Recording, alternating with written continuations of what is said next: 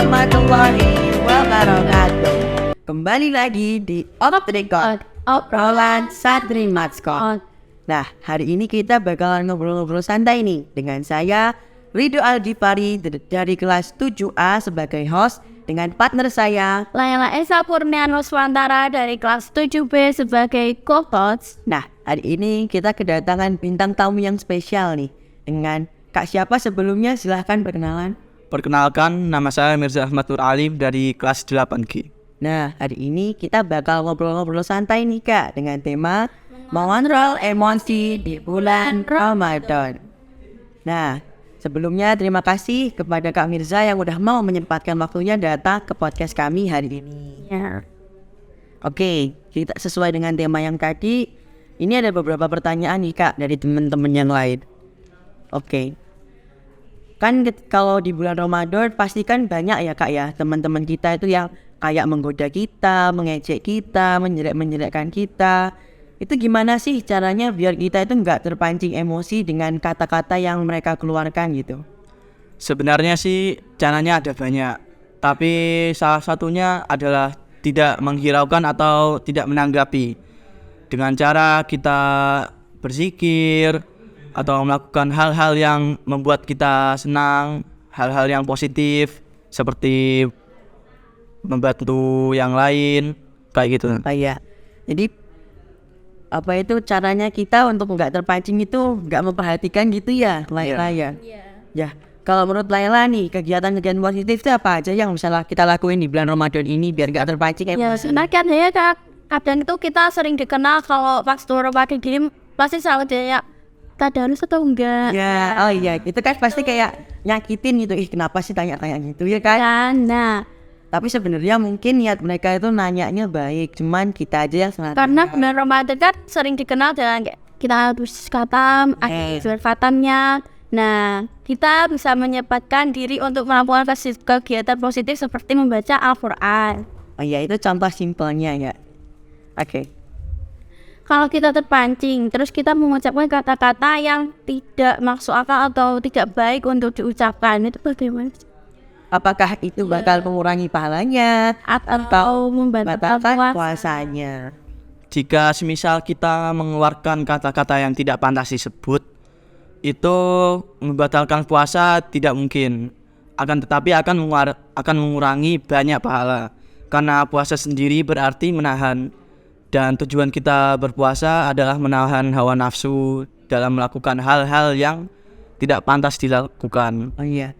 Jadi caranya kita agar tidak mengucapkan kata-kata yang kurang baik itu juga menjauhi hal-hal negatif ya Kak ya. Ya, Pastinya ya kan. Oke, kalau tadi kan kata-kata yang negatif ya Kak ya. Selanjutnya, kalau emang kita ini udah terpancing, gimana sih cara meredam amarah kita itu? sesuai hadis Rasulullah Sallallahu Alaihi Wasallam, ketika melihat orang yang sedang emosi dan marah saat sedang berdiri, maka suruhlah ia untuk duduk. Akan tetapi jika ia masih tidak tenang saat duduk, suruhlah ia berbaring. Kalau masih belum tenang, maka suruhlah dia berwudu, berzikir, atau melakukan hal-hal yang menurutnya membuat dirinya lebih tenang, seperti membaca Al-Quran atau bersedekah. Dan pastinya itu positif ya kan. Ya, Jadi kita itu untuk meredam amarah itu harus banyak berzikir, terus mengalihkan diri dari kemarahan itu ya Kak ya. ya. Susah kan itu. Iya, itu mungkin bagi setiap orang itu ada yang mudah, ada yang susah, karena kan mental dan hati orang-orang itu berbeda. Tingkat emosinya mereka waktu puasa kayak. Ya, Apa penyebab orang puasa itu mudah emosi? Jika menurut pengertian medis, karena perut yang kosong dan tidak mendapatkan asupan nutrisi selama 12 jam. Ketika kita berpuasa, kita menahan tidak makan dan minum selama 12 sampai 16 jam. Nah, karena itulah kurang asupan nutrisi dan minum air ya. ketika kurang Tidak makan dan minum itu bisa menyebabkan mungkin dehidrasi, Ya. mungkin rasa lapar gitu ya. Kan emang bahaya. Iya, bukan bahaya sih, maksudnya cuma kayak karena mungkin udah sahur minum, mungkin terbawa suasana Ada juga minum Nah, yang kurang. iya. Tapi menurut medis juga ada yang menyatakan bahwa bisa juga karena kadar gula darah yang menurun akibat puasa. Ketika kadar gula darah turun terlalu rendah, hal ini memicu pelepasan hormon kortisol dan hormon adrenalin, yang dimana menyebabkan seseorang itu merasa mudah banget emosi dengan hal yang kecil gitu. Misalnya ada yang mengganggu barang-barangnya gitu. Kan kita itu kalau misalnya orang biasa gitu ya yang nggak puasa itu alah cuman barang cuman disentuh gitu. Tapi kalau kadang orang puasa itu ada juga yang langsung marah. Apa sih kamu pegang-pegang? Nah, itu ada guys. Ada pastinya, karena kan gimana ya, kita puasa pasti kita menahan lapar. Jadi kita biasanya anggap itu sebagai pelampiasan dari amarah kita yang aslinya itu nggak baik dan nggak boleh untuk kita lakukan. Nah, lebih baiknya untuk melampiaskan emosi kita di bulan Ramadan ini kita alihkan aja ke hal-hal yang positif. Bisa aja sih untuk belajar, membaca, Membantu membuat atau mungkin bersih-bersih rumah. Kalau Kak Mirza nih, apa enggak sering emosi enggak sih di rumah itu kalau diganggu adiknya mungkin? sering sekali sih. Wah, Karena apa? Kalau melakukan sesuatu yang seharusnya seperti melaksanakan tugas, terus tiba-tiba diganggu. apa bikin masalah, gelas pecah, Iya. gitu. Itu apa rasanya kayak gimana gitu? Gitu. Kayaknya juga ikut jadi kena. Ya. Oke, selanjutnya ya Kak ya. Bagaimana sih cara untuk menasihati orang-orang yang udah emosi tadi? Tentunya kita tidak boleh emosi sepertinya. Karena ketika menasihati orang yang emosi dengan Emosi yang dengan tinggi juga. emosi yang jauh lebih tinggi atau dengan kata-kata yang kurang sopan, itu pasti akan menimbulkan konflik yang akan menyebabkan pertengkaran dan berantem. Konfliknya lagi kalau kita emang nggak bisa mengalah. Iya, kan mungkin di bulan puasa kayak tadi cerita Mas Mirza itu ya, adiknya buat gelas pecah itu kan kita jadi emosi, terus kita mengeluarkan kata-kata yang kurang pantas, adik yang mungkin kurang terima kan jadinya berantem. Ya apalagi kalau adik kan. Iya.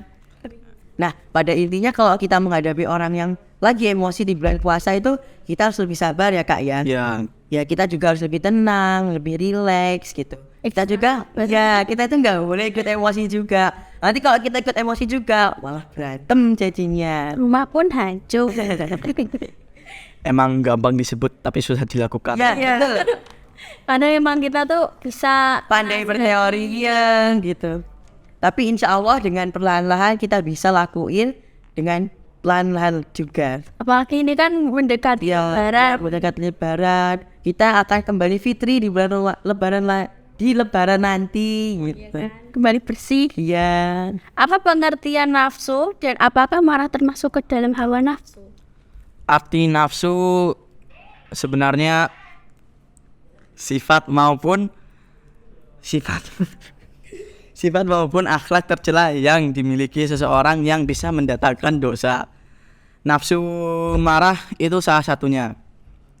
Jadi kalau dilihat ya, marah itu sebenarnya salah satu hawa nafsu yang dapat memancing kita untuk melakukan hal-hal yang tidak pantas kita lakukan.